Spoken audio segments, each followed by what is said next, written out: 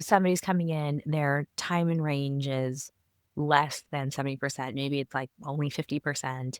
Can you walk us through if they are on a GLP versus if they're not on a GLP?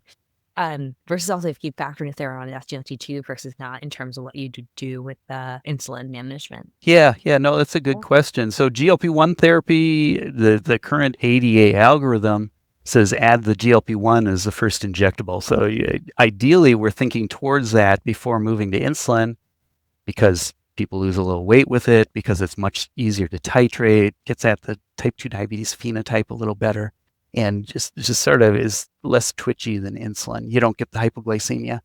So ideally, the GLP-1 should be added before the insulin, but we see plenty of people who are not on a GLP-1 that come in on insulin therapy.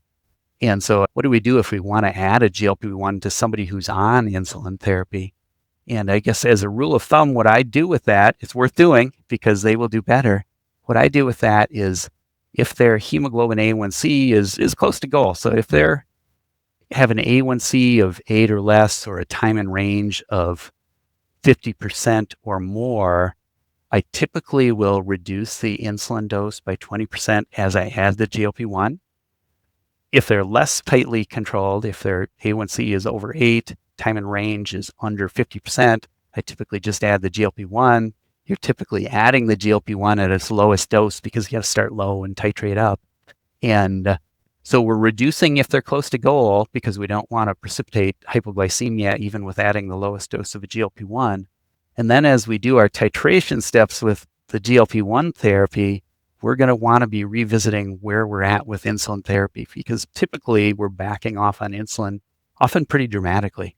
And GLP-1s, they tend to really damp down the postprandial spikes. And so sometimes if you're on basal and bolus insulin, you got to keep an eye on that mealtime insulin. Perhaps you can even get away without it. Mealtime insulin's tough. It adds a lot of complexity, a lot of burden to management.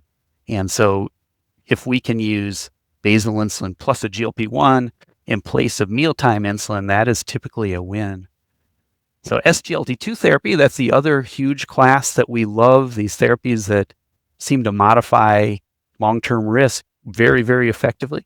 SGLT2 therapy tends to be less potent from a glycemic standpoint than GLP-1 therapy.